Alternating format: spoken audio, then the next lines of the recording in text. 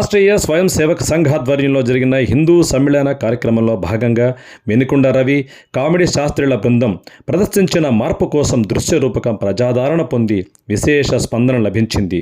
నవభారత నిర్మాణం కోసం కళాకారులు శ్రమించి తమదైన శైలిలో చూపరులను ఆకట్టుకుంది.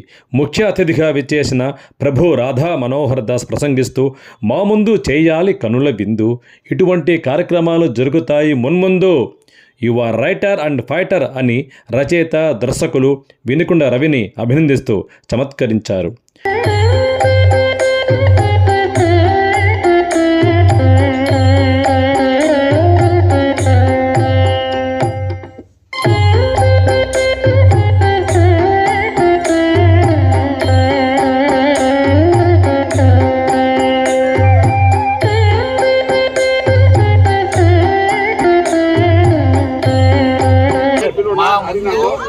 చేయాలి కనుక విందు, ఇటువంటి కార్యక్రమాలు జరుగుతాయి ముందు ముందు.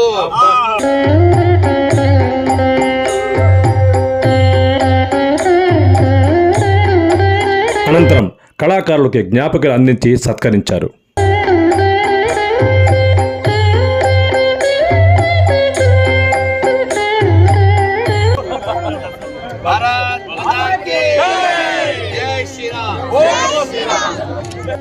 హిందూ సమ్మేళన కార్యక్రమంలో పాల్గొన్నటువంటి కళాకారులకు ప్రముఖ సంఘ సేవకులు జగన్నాథం శాలువలతో మరియు బహుమతులతో సత్కరించి వారికి అభినందనలు అందించారు.